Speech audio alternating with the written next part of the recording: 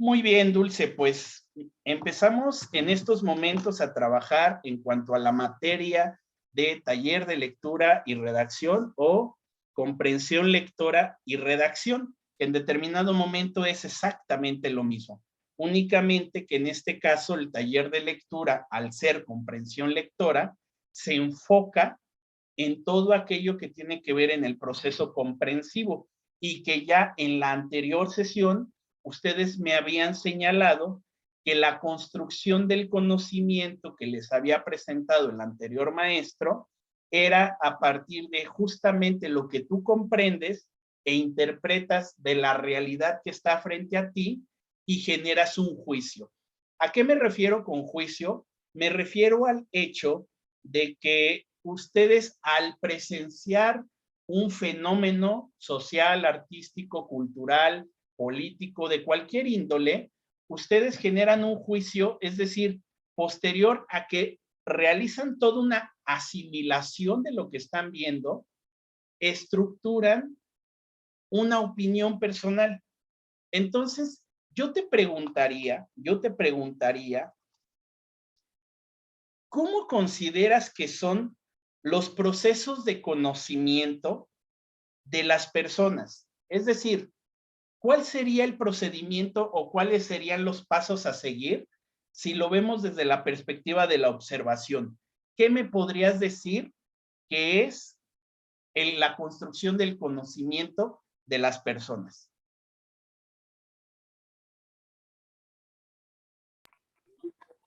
Bueno, pues primeramente hay que tener en claro sobre un tema. Por ejemplo, puedo poner, por ejemplo, conocer a una persona. ¿Cómo Sí. conocer cómo decir, no, es que yo la conozco, ¿no? ¿Desde dónde nace esto? Nace desde que hablas con una persona, la tratas, te enfocas en ella, haces como que compartes más que nada ciertos temas, te das cuenta que le gusta, que no le gusta, o sea, vas como que captando ciertos detalles, más que nada los más importantes. Sí. Después, con el paso del tiempo, te vas dando cuenta de más cosas y todo eso lo vas acumulando. Y ya al momento de que alguien te diga, no, es que, por ejemplo, a ella le gusta un pastel chocolate, digamos, y tú dices, no, es que a ella le gusta la fresa, y no, pero ¿por qué? Ah, porque yo la conozco muy bien. Entonces, de ahí empieza el conocimiento. Tienes que tratar el tema, tienes que dominarlo, tienes que estudiarlo, y al momento de que ya sabes, puedes hablar y ya en base a ello tener el conocimiento del mismo. Bueno, eso es lo que para mí sería el procedimiento. No sé si esté bien. Sí, sí estás bien. En este caso, estás bien porque yo te estoy preguntando justamente cuál es el proceso que tú seguirías. Y en este caso, la construcción del conocimiento la estás aplicando al enfoque de conocer a una persona. Y eso es muy bueno. ¿Por qué? Y te voy a decir por qué. Ustedes que están en el área de administración, la licenciatura en administración y dirección, tiene que ver justamente con el conocimiento de las personas que te rodean. ¿Qué significa esto?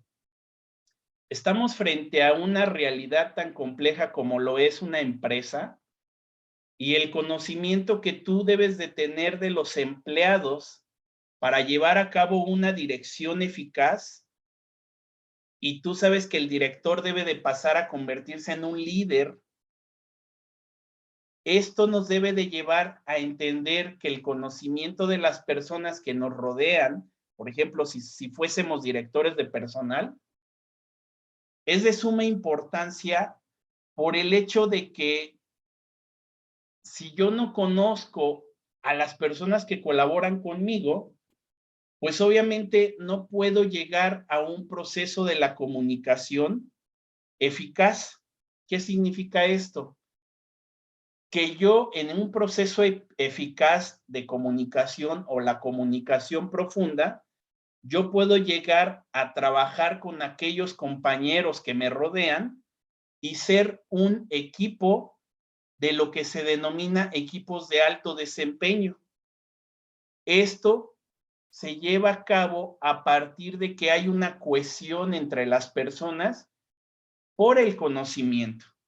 Y este conocimiento de los unos sobre los otros permite que la empresa florezca, que la empresa tenga un sano desarrollo, que los trabajadores se desarrollen en un ambiente idóneo, aunque estamos hablando de un espacio ideal, porque tú sabes que el espacio real a nivel empresarial, a nivel trabajo, es muy complejo, muy difícil de desarrollarse, muy difícil de llevar a cabo el trabajo en equipo, pero aquí es importante entonces el conocimiento, y lo llamaríamos así, conocimiento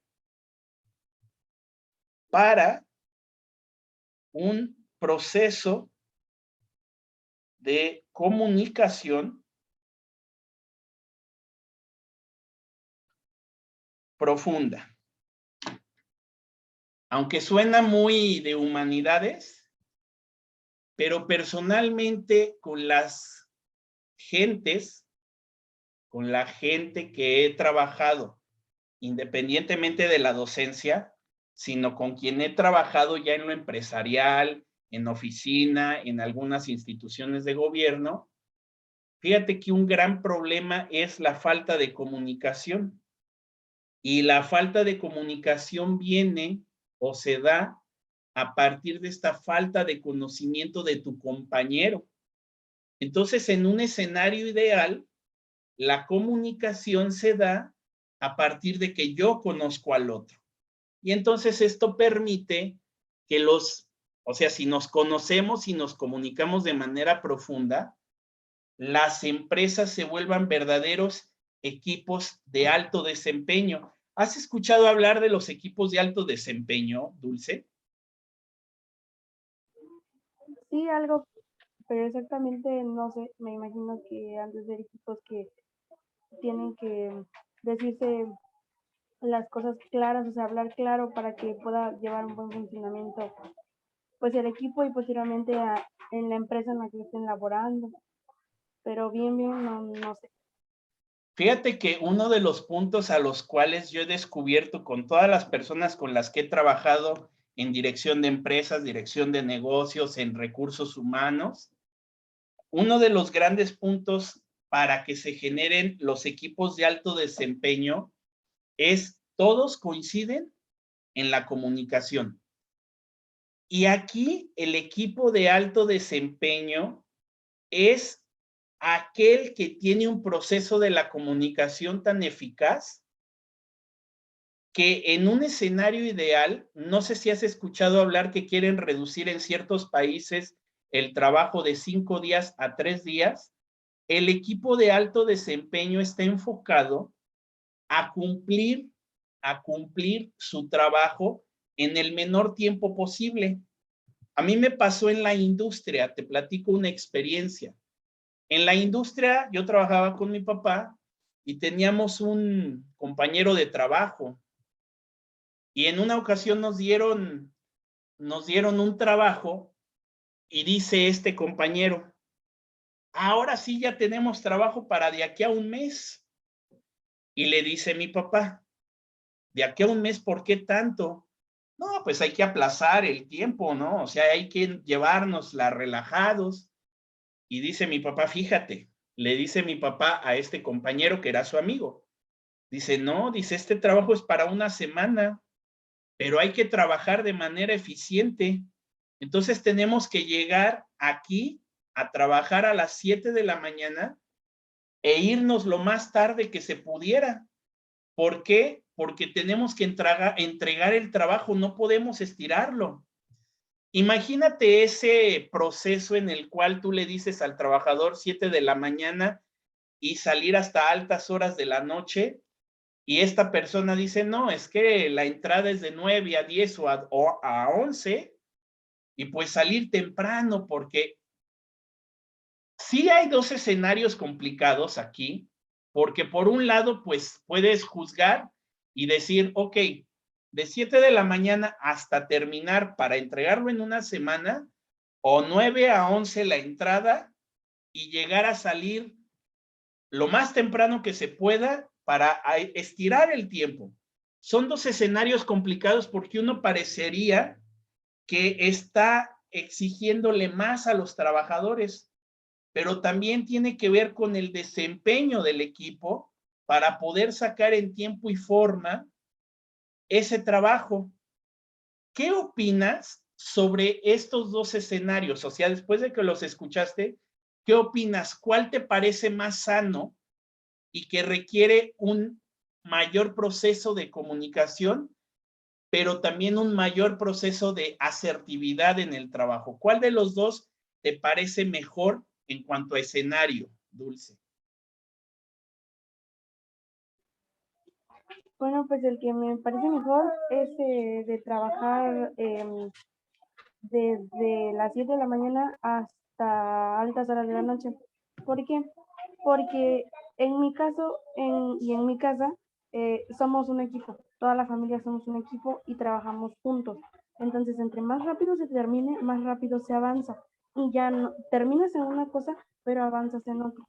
Entonces, Claro. con lo que comenta ahorita, tiene mucha relevancia con lo que pues, yo vivo día a día con mi familia, porque nosotros somos un equipo, pues somos un equipo de 6 personas y entre nosotros 6 nos apoyamos. Entonces, es más fácil. Si tú terminas esto hoy, mañana ya estarás haciendo otra cosa distinta e irás avanzando. Pero si tú lo que tienes que hacer hoy lo terminas hasta dentro de 3 días, ya no avanzas y ahí te quedas. Y cuando lo quieres hacer, ya no te da tiempo, vienen trabas, vienen, o sea, no se puede. Entonces, en los dos escenarios que presenta ahorita, yo estaría a favor de entrar a las 7 de la mañana y salir hasta altas horas de la noche, siempre y cuando se cumpla con el objetivo deseado. Otra, sí hace o haría falta la comunicación porque habrá quienes digan, no, yo aquí no le entro y me retiro. Entonces ahí se dará una cuenta con qué personas cuenta y con qué personas no. Y con las personas que cuentes son con las personas que vas a armar bien tu equipo y con las que vas a seguir contando en más proyectos adelante. Y las personas que no serían las personas que, digámoslo, pues muy así que no les gusta trabajar a presión. Y siento que trabajar sobre presión es trabajar más hábilmente. Bueno, es que yo en mi familia trabajamos prácticamente así, entonces siento que es como más eficaz, pero va dependiendo también de la opinión de cada quien. Perdón, Dulce, ¿en qué trabaja? O sea, mencionas que tu familia es un equipo de trabajo. ¿En qué trabajan? Nosotros nos dedicamos a la ganadería, entonces Ah, tenemos ciertos animales, ujú, entonces somos un equipo porque todos nos apoyamos. claro. Evitamos eso de contratar a alguien y de que alguien nos trabaje cuando nosotros mismos podemos trabajarlo. Entonces las ganancias son más altas y digamos que es beneficio para nosotros. Tenemos también un pequeño cerro donde sembramos café y lo cultivamos, vamos a limpiarlo, o sea, lo atendemos. Y bien sabemos que cuando uno tiene, todos tenemos. Pero si uno no aporta, pues digamos que el que no aporta no recibe lo que los demás recibimos. Ok. Perdón, Dulce, ¿de dónde eres? Yo soy de Córdoba, Veracruz. Ah, ok. Fíjate qué interesante. Y qué interesante lo que me estás mencionando. O sea, qué interesante todo el escenario que me planteas porque pues se vuelve un ejemplo práctico. O sea, y realmente, fíjate, lo que tú me estás mencionando confirma lo que yo por años he pensado de lo que en aquella ocasión dice mi papá, porque yo era joven, ¿no? Más bien me era muy pequeño, ¿no? Pero como mi papá nos llevaba desde pequeños a trabajar con él, a mí me impactaban muchas de las ideas que él tenía, porque pues él siempre ha visto la forma de justamente sacar más rápido el trabajo porque tienes más posibilidades de abarcar otros trabajos, tienes más posibilidades de que tienes más trabajo y bueno, la gente también no es cansarla, sino que sí, que toda la gente, como dices, esté de acuerdo y ese es un punto sumamente importantísimo y digo sumamente importantísimo porque si no, como dices, si no hay comunicación, el gran problema es que la empresa se viene abajo.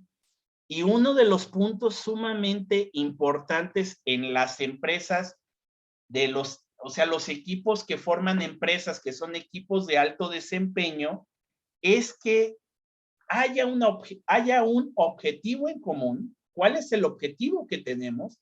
¿Y cuáles son las metas que queremos lograr?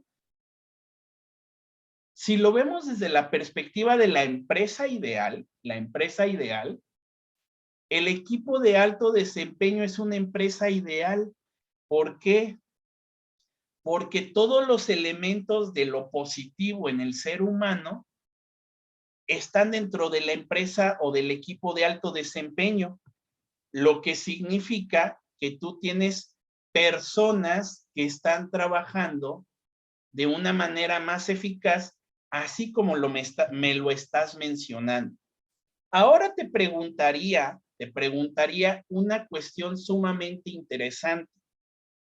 En todo este recorrido que tú hiciste en comprensión lectora y redacción, ¿cuál es la relación que encontraste en cuanto a la utilidad de dos aspectos? El primer aspecto en cuanto a tu carrera. ¿De qué te sirve la comprensión lectora aplicada a tu carrera, administración y dirección? Y el segundo aspecto es, ¿de qué te sirve la comprensión lectora y lo aprendido en la carrera aplicado al desempeño de tu empresa familiar?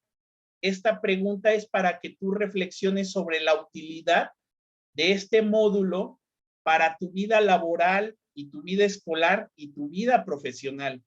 ¿De qué te sirve esta materia para estos elementos que te menciono? Pues más que nada la materia se encargó del comprendimiento, tanto cuestionarte a ti mismo sobre qué buscas, qué quieres, qué esperas, y preguntarle también a las personas que estén contigo qué es lo que esperan de ti y qué es lo que tú esperas de ellos.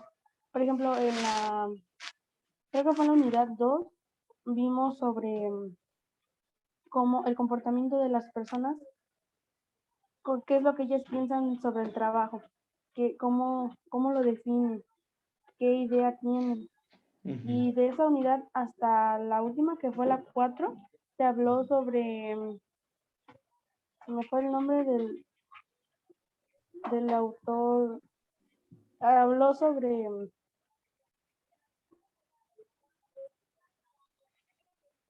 En esencia, ¿qué fue lo que mencionó ese autor? sobre el buen funcionamiento de un equipo. Okay. Habló sobre cómo debe de estar formado para que éste pueda producir y pueda tener pues un buen resultado. Se me fumó la idea, la tenía y se me fumó. Pero en lo que me puede servir en mi futura empresa, o más que nada, siento que no sería mi futura, siento que tengo mi propia empresa conformada por mi familia. Y en este caso, el líder que está al mando es mi papá, porque él es el que va dirigiéndonos y el que va orientándonos hacia dónde debemos de ir. Entonces me sirve de mucho y yo lo relaciono porque sé que cuando él da una indicación y esto se cumple, genera un buen resultado. Entonces ahí ya tenemos comunicación y hay ocasiones en las que yo le he dicho, no, es que esto no me parece por tal motivo. Entonces él renueva la idea que tenía, la cambia. Cuando todos estemos de acuerdo, lo ejercemos. Y hay ocasiones que me ha tocado decirle, no, es que no estoy de acuerdo con esto por esto, y me explica, entiendo, y caigo en que sí, yo no tenía la razón. Y así es como se viene manejando esto. Esto es preguntar, responder, que te cuestionen y en ocasiones hacerte preguntas como esta, como la que usted me está haciendo. Hay ocasiones en las que platicamos y me dice, bueno, pero tú sabes que en un futuro te va a servir esto en tu vida, y le digo, no, pues sí, y me dice, ok, ¿en qué te va a servir? Porque seguramente tú me has de decir, ay, no, a mí para qué me sirve pues tener animales, ¿no? Y así.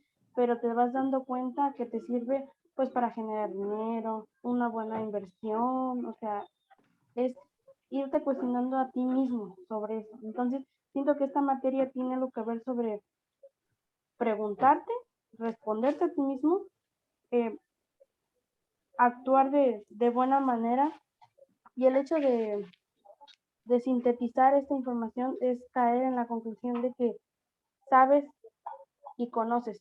¿Y por qué lo conoces? Porque lo has estudiado o lo has vivido o lo has trabajado. Muy bien, Dulce. Fíjate que me parece sumamente interesante lo que me estás mencionando.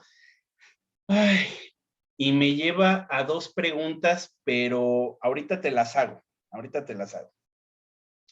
Fíjate que uno de los grandes problemas de la educación, y la educación de forma global, o sea, la educación no solo en México, sino en el mundo, a excepción de algunos países. Pero la gran problemática que tú encuentras en la educación, vamos a enfocarnos aquí en México, es el desfase, o sea, la separación que hay entre los conocimientos académicos, o sea, lo que tú puedes ver, unidad 1, unidad 2, unidad 3, unidad 4, unidad 5, puedes ver 1000 unidades, y hay un desfase entre esas unidades y la realidad que vives. Ese es un gran problema de la educación en México que nos debería llevar a todos los que nos dedicamos a la educación y a los que nos dedicamos a construir pues centros educativos, escuelas, nos debería llevar a reflexionar sobre nuestros planes y programas. ¿Por qué? Porque muchas veces tenemos algunas materias que no te sirven de nada para la vida diaria, y en otra ocasión las materias que sí te sirven están mal aplicadas en cuanto a su enseñanza. Te pongo un ejemplo de la vida práctica. Yo tenía un alumno de arquitectura y le estaba enseñando una materia que nada que ver con la formación que estaba adquiriendo de arquitectura, como si tú estuvieras enseñando juegos y diversiones, ¿no? Piensa en esta materia, ¿no? Y pues obviamente era construir toda una serie de dinámicas. La materia se llama educación integradora, pero nada que ver, por eso te puse un ejemplo de juegos y diversiones, o sea, educación integradora, nada que ver con la realidad que vive un arquitecto, pero todavía más complejo.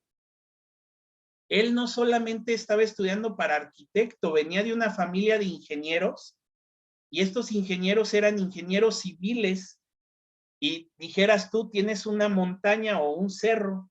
Ellos compraban cerros y se dedicaban a rascarlos para vender la grava, vender la tierra, vender el tipo de material del suelo que había en ese cerro. Obviamente primero hacían el estudio topográfico y posteriormente decidían si compraban el cerro o no para explotarlo, y tenían su maquinaria. Y la materia de educación integradora pues era integrar grupos, participar con ellos. ¿De qué le servía hasta cierto punto la integración grupal cuando él tenía que aplicar su conocimiento en arquitectura al área de la ingeniería civil? Y muchas veces yo le decía, a ver, en primer lugar, ¿por qué estás estudiando arquitectura y no ingeniería? Y en segundo lugar, esto que tú estás estudiando, ¿de qué te sirve para explotar la venta de tierra? O sea, y cuando digo tierra generalizo, ¿no? Porque o era grava o era arcilla, no sé qué tanto tipo de tierra, porque te digo que hacían el estudio topográfico y luego compraban el cerro. Y entonces ahí se ve el desfase. Y esa es una gran problemática en México.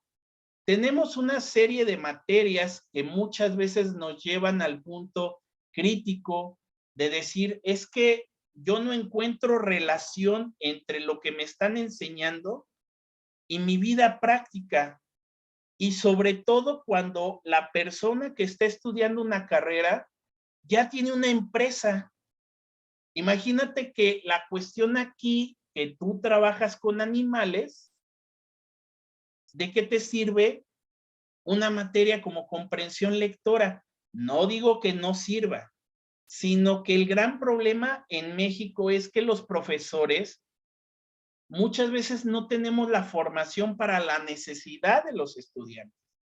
Y terminamos, obviamente, enseñando la materia, pero no haciendo preguntas críticas que lleven al estudiante a cuestionarse sobre justamente lo que se está llevando a cabo en la materia.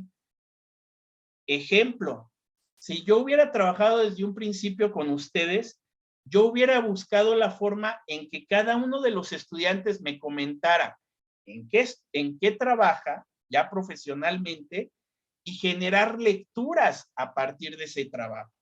Entonces, bueno, esto te lo comento porque te debe de llevar a una problemática todavía mayor de reflexión y de continuar con tu pensamiento de cuál es el punto en el cual esta materia me ayuda, cuál es, y permanecer en eso, porque de otra forma, tú obtienes un título, tú ya tienes una carrera, pero se queda como conocimiento vacío, y tú debes de hacer que todo esto que estás trabajando, y vas en primer semestre, o primer cuatrimestre, o sea, vas en primero, pero debe de llevarlos a que se cuestionen y giren todo su conocimiento a preguntar y a pedir que las lecturas estén enfocadas a la utilidad de lo que ustedes están estudiando.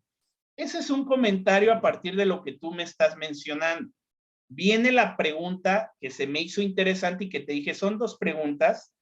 La primera pregunta tiene que ver con el liderazgo en la empresa. ¿Cuál podrías decir que, o más bien cuáles son las características de un líder? Velo desde el punto de vista práctico. Desde el punto de vista práctico me refiero a analízalo en tu empresa. ¿Cuáles crees que serían las características idóneas para que tu líder, el líder de empresa, hiciera funcionar bien al equipo? Esa sería la primera pregunta. ¿Cuáles son, mejor dicho, las características? En este caso, para que todo tenga funcionamiento en nuestra empresa, por así decirlo, es que sea responsable. El líder es responsable de lo que aquí pase, o sea, y también nosotros, pero digamos que la responsabilidad más grande cae sobre él. Pues nos tiene que enseñar. Cuando recién comenzamos con esto, él se encargó de enseñarnos todo el procedimiento, nos decía cómo se iba a hacer, qué podíamos implementar, nos daba tips, prácticas, cosas. Después nosotros como trabajadores, podríamos decirlo, comenzamos a investigar por nuestra parte. Primero, digamos, nos dedicamos a la ganadería. Me voy a enfocar en un solo animal, los cerditos. Okay. En ellos empezamos con la engorda, con la pura engorda. Más adelante se nos metió la idea de empezar con la cría. Ahí fue donde tomamos un curso para saber sobre qué tanto de gestación lleva una cerdita, cuántos bebés puede llegar a tener, entre otras cosas. Entonces, esto lleva un proceso y te lleva al conocimiento de cosas que posteriormente pues no sabías. Y ya con eso va creciendo, y también como va creciendo tu conocimiento, va creciendo tu interés por saber más, por saber qué se puede hacer más allá de eso. Okay. Otra, podría ser también que el líder es comunicativo. Él nos dice todo lo que se puede o no hacer, él nos da algunas sugerencias, nosotros lo hablamos, lo desarrollamos en el momento y después lo llevamos a la práctica. No somos de, vamos a hacer la práctica y ya luego lo checamos. No, primero se habla, se analiza, se hacen preguntas, se responde y ya después va a la práctica. Pero también se toman en cuenta las causas. En caso de que nada saliera bien, se toman en cuenta las consecuencias. Okay. Otra también, pues él es el que nos marca los objetivos. Él nos dice, pues como objetivo de este año, por ejemplo, mi meta es tener tantos, digamos, tantos pollos, tantos cerditos, y nosotros pues lo hacemos, digamos, realidad, ¿no? Nosotros nos encargamos de llevar hacer un buen trabajo y que esto se dé, porque sí hay ocasiones en las que nos ha tocado que nos han llegado las famosas pestes y pues se nos han muerto algunos animales. Pero ya con eso te queda como que cuando pasas por algo que donde no te fue bien, te queda como La experiencia, ¿no? ándele, la experiencia. Entonces, sabes que no debes de hacer tal cosa para que no se dañe pues tu empresa. Y ya ahí tú vas tomando entonces otros caminos y te vas abriendo a nuevos horizontes y vas conociendo y te vas relacionando con gente de la misma, pues de la misma industria y vas adquiriendo conocimiento de ellos.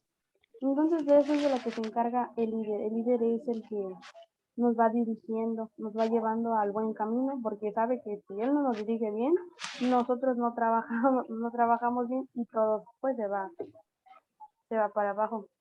Claro. Fíjate, Sí, Dulce. Ajá, perdón, dime. no, Dime. no, sí, sí, díganme. No, dime la idea que ibas a desarrollar. Ah, no, pues era eso, de que le digo que él es el que se encarga de, pues de que todo sea, todo vaya bien. De hecho, Ok, una vez platicando, él nos dijo que él es el que solo pone las ideas, nosotros las aceptamos o no, y ya nosotros trabajamos. O sea, nosotros llevamos, no, nos toca la carga, digamos, mayor. Aunque él también aporta económicamente y nosotros trabajamos más que nada en el proceso, digámoslo así. ok. Fíjate que lo que me estás mencionando es sumamente interesante y te voy a hacer una observación. Yo creo que el aprendizaje de un estudiante se da a la vida real, en la vida real, aplicando el conocimiento académico, cuando el profesor le ayuda y le permite al estudiante, porque hay profesores que te detienen, pero cuando le ayuda y le permite y le ayuda a sistematizar todo lo que piensa el estudiante. Lo que tú me estás diciendo ahorita sobre el liderazgo, yo te diría, ¿sabes qué, Dulce? Escríbelo. Y en el escribirlo, tú conviértelo en un sistema de pensamiento que lo puedas aplicar a tu vida cotidiana a nivel empresarial para que justamente todos esos elementos, todas esas características, tú las repliques en ti, porque más adelante las personas que te rodean y tú misma irán tomando la postura de líderes. Y aquí es donde nosotros empezamos a darnos cuenta que líder es diferente a director, porque el líder es aquel que permite que cada uno, desde su postura y su conocimiento, se desempeñe de la mejor forma. Y director o jefe es aquel que dicta las leyes a seguir, las reglas a seguir, sí los objetivos, pero los tienen que cumplir a partir de lo que él dictamine. Y yo creo que aquí es bien importante, vuelvo al punto de los profesores tenemos que ayudar. Yo creo que aquí es bien importante que tú sistematices lo que me acabas de mencionar. ¿Por qué? Porque lo que me mencionaste tiene muchísimo conocimiento de fondo, muchísima observación de lo que significa ser un líder de empresa. Y no es tanto que vayamos académicamente dando conferencias, repitiendo nuevamente conocimiento que no le va a servir a nadie, sino justamente es ayudar a las empresas sin dar conferencias, sin dar clases, sino haciendo revisión de los procesos de la empresa en sí y decir, ¿sabes qué? Después de esta investigación, este es el mal funcionamiento que hay en tu empresa. Te pongo un ejemplo. Yo estaba dando clases en la maestría en administración de recursos humanos y técnicos. El recurso humano y técnico, pues es eso, ¿no? Las personas con las que cuentas y las técnicas, tanto en herramientas como en conocimiento que sepa a ser la persona. Y yo les decía a estos muchachos de la maestría que uno de los puntos importantísimos para el que capacita a la empresa para que se vuelva una empresa formada de un equipo de alto desempeño es iniciar por la revisión del organigrama. El organigrama, como bien sabes, pues es visualizar la estructura de la empresa, de los puestos, desde el director, el subdirector, los jefes de área, los empleados y los diferentes departamentos. Y si, por ejemplo, tú revisas un organigrama de una empresa educativa, como es una escuela, pues vas a ver que está el cuerpo académico, el cuerpo de gobierno, el rector, los profesores, los departamentos, bueno, todos los elementos en el organigrama tú los vas a ver y vas a leer la naturaleza del puesto. Y en la naturaleza del puesto te va a decir lo que debe hacer y no debe hacer un empleado. Y yo les decía a estos muchachos, es que tenemos que revisar el organigrama para que nos demos cuenta qué es lo que tiene que hacer un trabajador en cuanto al empleo que tiene. Pero cuando tú ya vas a empresas mucho más grandes, pues obviamente vas desde la revisión del de intendencia, el tesorero, recursos humanos, los empleados en las diferentes áreas. Si estamos en una escuela, pues los profesores y el personal administrativo, el rector. Y yo les decía a estos muchachos, el punto que podemos desarrollar de volver nuestra empresa, el clásico ponerse la camiseta, y no es ponerse la camiseta a partir de discursos fraternalistas, donde le dices a todos, es que somos una familia, no, porque a veces, digo, si es tu familia, pues obviamente si tu empresa es tu familia, pues todos son una familia. Pero cuando es una empresa muy grande, esos discursos fraternalistas a veces no sirven de nada, a veces hasta incluso desaniman, porque muchos trabajadores llegan a decir, pues es que no me tratan como familia.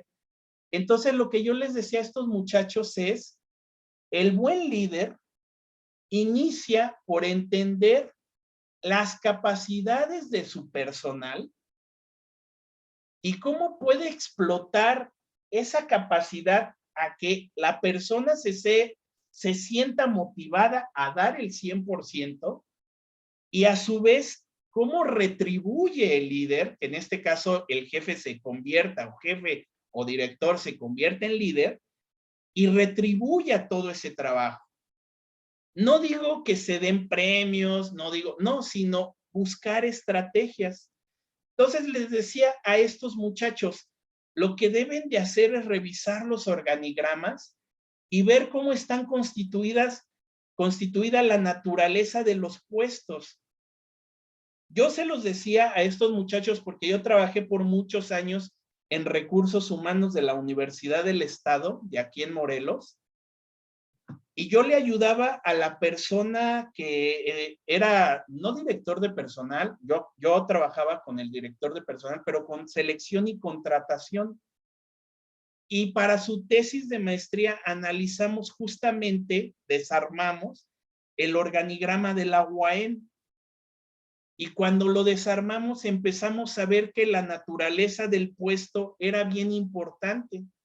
Entonces, eso lo he trabajado cuando doy las clases y les digo, tienen que hacer un estudio del organigrama y entonces ver si están trabajando o no a partir de la naturaleza que exige el puesto.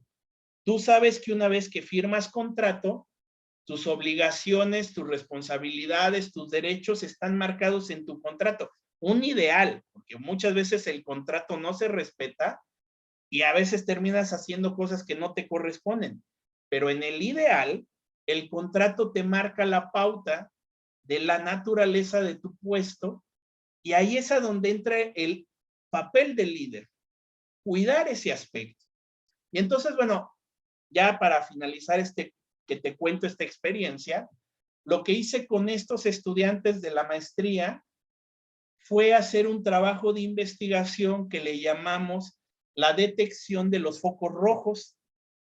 Y la detección de los focos rojos era que el trabajo de investigación tenía que estar enfocado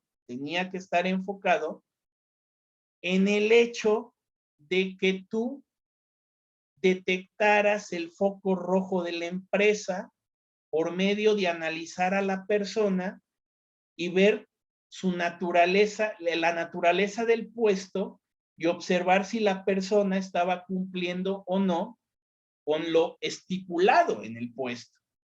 Y posteriormente tomar decisiones a partir de una serie de estrategias: primera oportunidad, segunda oportunidad, llamada de atención, acta administrativa, hasta que procedías a correr a la persona o a cambiar la estrategia, pero aquí el trabajo estaba enfocado a sanear los focos rojos de la empresa. Entonces yo creo que personalmente, tenemos que enfocarnos como líderes al estudio de este organigrama, y si no hay un organigrama como tal, generarlo, y si no se genera, bueno, el líder necesita tener una visualización diagramática, por decirlo así, de las personas con las que trabaja. Y no importa que sea tu familia, lo importante, obviamente, como tu familia, pues sí se trabaja de cierta manera.